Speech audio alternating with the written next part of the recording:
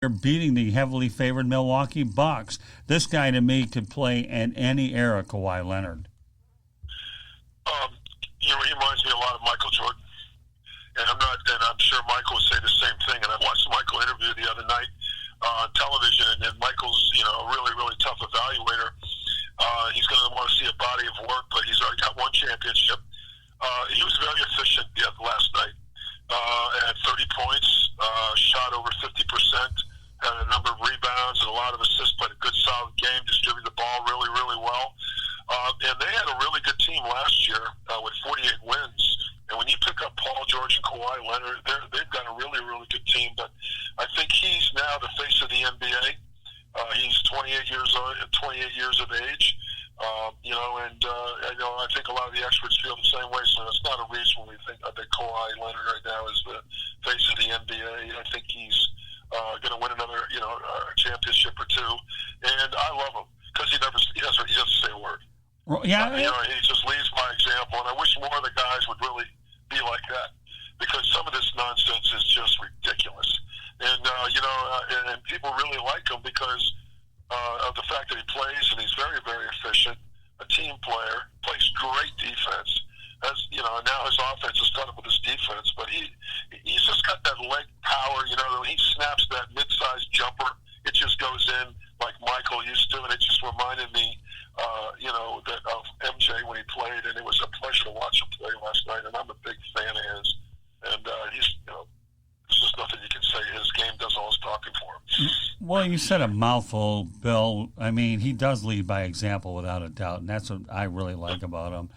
And when you look at a lot of the other players, all right, let's go to another interesting player in the NBA, Giannis Antetokounmpo for the Milwaukee Bucks. Here's a guy that's content playing in that market. I know that he has this year, then another year before he hits free agency, and I know that he can elevate that franchise and wants to stay there. But what are your thoughts about Giannis Antetokounmpo? Well, already, there was a report from the Harvard Business Magazine or some periodical where they're talking about how if Milwaukee doesn't win an NBA championship in the next year or two, that the Greek Freak is going to be forced to move, and it's just straight economics. And I don't disagree with that. But every time we talk about sports, all we're talking about is money or social issues. Right. And you get to the point where you're going, look, let's talk about other things, more like Hubie Brown. You know what I mean? Let's talk about the X's and O's, if there is such a thing in basketball. Right. Let's talk about what the player is doing, in good things. But we don't need to listen to all this business stuff. Right. We don't need to listen to all this social issues. People watch sports to get away from all of that. Right. That's my personal opinion. And I come from a generation where we played with a gun to our head. Okay, we weren't in a situation where we could have the luxury of sitting back with a couple of mil in the bank and then run our mouths. And this is why I say the inmates are running the asylum from time to time. We got kids that are great college players that may not even be healthy enough to play in the NBA, and they're set for life. That's so true. It's entertainment now. It's not sports. And we need to put that pendulum back to the middle a little bit. And as we play out, I think the younger generation, when we have some of the stories that we're going to talk about and some of the guests that we're going to have on this show, right, you're going to get a dose of reality here. About what some of these guys have done to build this league into what it is. I'm happy for any player that can get what he can get, but I think we've crossed the line with people running their mouths and talking about things because they're financially set. And maybe if they weren't financially set, they'd keep their mouth shut, okay, and play ball a little bit more and make the game a little bit more fun for people to watch so they can escape their everyday, issues and those types of things. And so I just hope that that's the way it goes. And I'm looking forward to the challenge because I think our show is going to present some of the stuff that's going to make people think twice before they start to, just sit there and go, listen to all this politicized. They just turn the volume off like I did. No question about it. Well, all right, let's go back to one of the things that you were referring to. And if the person that you were talking about is a guy by the name of Zion Williamson, who had a lucrative shoe deal, and now he's not going to be playing for at least 6 to 8 weeks. And you talked about him being overweight, not in playing shape, and let alone the fact that you go from a 35 game schedule to like 80 some, although he won't play in even probably 60 at the rate we're going. But I think he personifies, Bill, what you were talking about, doesn't he? I'm going to go on record and say that he's not going to do squat in the NBA. Well, that's okay. He's going to come and go. He's too big at 280 pounds. Right. I noticed that right away. When he was playing at Duke, he got hurt. Then they were talking about the sneaker and all this other stuff. And what that is that's the big money using the media to put himself in a position, because we're not talking about a basketball player. We're talking about a city and a franchise and big dollars and endorsements and all this stuff. I have a real issue with a football player making $100 million. Okay, and you know what all that is? It's marketing. We have a player out here with the Houston Texans, J.J. Watt. Love him to death. Right. Making a lot of money. But, to tell you the truth, I'm so sick and tired of watching him on commercials. And that's why they're paying him $100 million. It's a defensive end. Right. And I just, so that's how far we've redlined. And, and I'm happy for any player you can get. But you also understand that this is business, this is marketing, it's entertainment, it's not sports. All right? The same thing is going on with Williamson. I mean, the kid is a 19-year-old guy. All right? And, he got hurt at Duke last year. He's too big. I think one of the NBA experts, a guy who's on ESPN, was talking. He felt the same way I did. The guy needs to lose 30 to 40 pounds. The way he plays, it's going to be too much stress on his joints. Right. We've gone through this with Bill Walton. We've gone through it with Sam Bowie. Right. Okay, and quite frankly, it gets tiring watching these guys flip back and on the roster, back on the roster. The guy's going in for knee surgery. Right. I mean, you honestly think that this guy's going to be ready during the course of a season to play ball? No. So, and we got all this hype. The guy hasn't done squat. Right. Why don't we talk about some of the guys on the other on the rosters that have worked their way up to deserve the publicity? That have been playing in the league for 3 or 4 years. I'm sure there's some great stories, but we don't pay attention to that. Why? There's no money involved in it. Right. Good point. Well, believe it or not, Bill, one of the sports I'd love to cover, and I always plan to do it, is I love the National Hockey League. I really do. I mean, being from an original six market like Detroit, we're used to all the physicality, the fighting, and that these guys go through an awful lot punishment-wise. They probably make less money than any of the other major sports. And now whether it was physical back in the day versus what it is now, I've always thought that the hockey players are some of the toughest athletes out there. Well, there's no doubt about it. I will tell you that I'm kind of watching what I think it's Fox is doing right now, and they're bringing back the WWF, and they're also going to be televising a hockey game. And I just think hockey has, kind of lost its exposure the last couple of years. And I think if they start televising the games like they used to, and like ESPN used to do, and that people will watch it. I remember several years ago, hockey hit it big for a long time. It was fun to watch. And all of a sudden, it just kind of disappeared on the networks, on the major networks. And I don't understand why. But I think you need to be consistent and maybe promote it a little bit, like an NHL game of the week or something, and let people get exposed to some of these franchises. Well, NBC, out of sight, out of mind.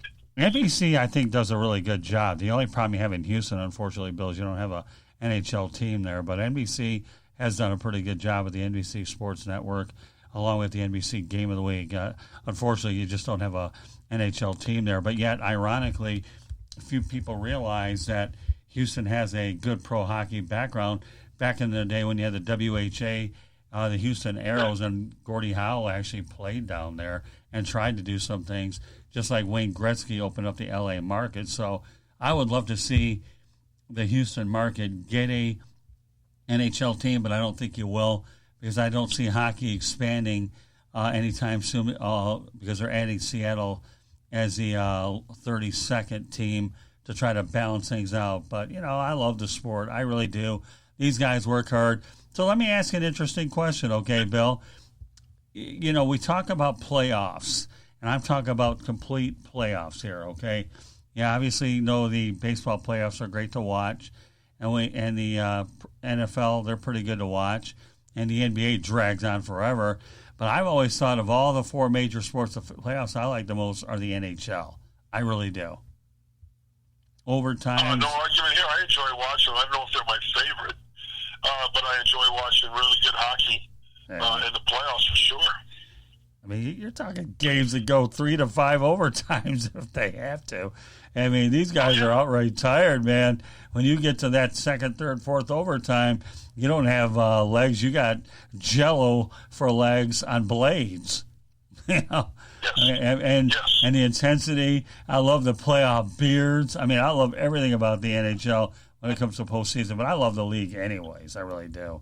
Were you ever? I just think it needs a little bit more exposure. Oh yeah. And I will tell you right now, here in Texas is not a hockey town. Right. It's not a women's basketball town, and we've had really good franchises, and they just haven't drawn.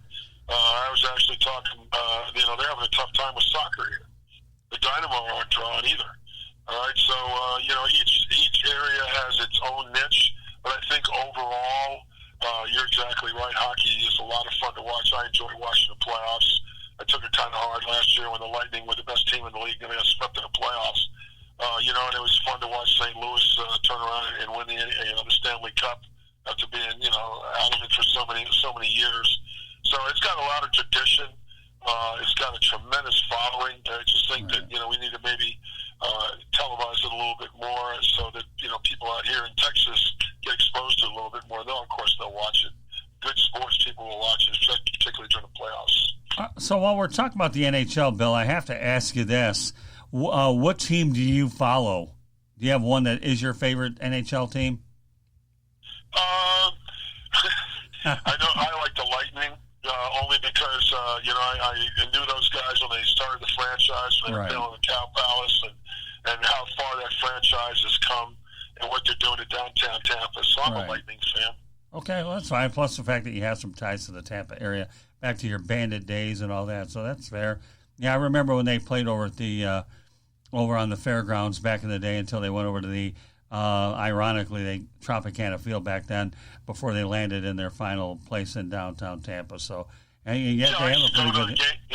Did you? I knew Esposito real well. Donnie Murdoch, I knew back in the '70s when he was playing in the NHL. He introduced me to Gretzky and Messier when they won the Stanley Cup. When Edmonton won the first Stanley Cup, those boys got in the plane and flew right down to Fort Lauderdale. And I met them outside of Christopher's and drank out of the Stanley Cup. And it was a blast to meet those guys. And got to a dose, and then I ran into Don Murdoch several years later, and got to meet some of the coaches, Esposito and Danny Gare, and legendary players. Been to Canadian Thanksgiving with these guys, and I got invited to practice for a while. They introduced me to the fastest man on skates. It was a guy from the Blackhawks whose name escapes me right now, but this guy was unreal. He was an older veteran, and it's a real hockey is the way the NHL does. The NFL can learn a lot from them.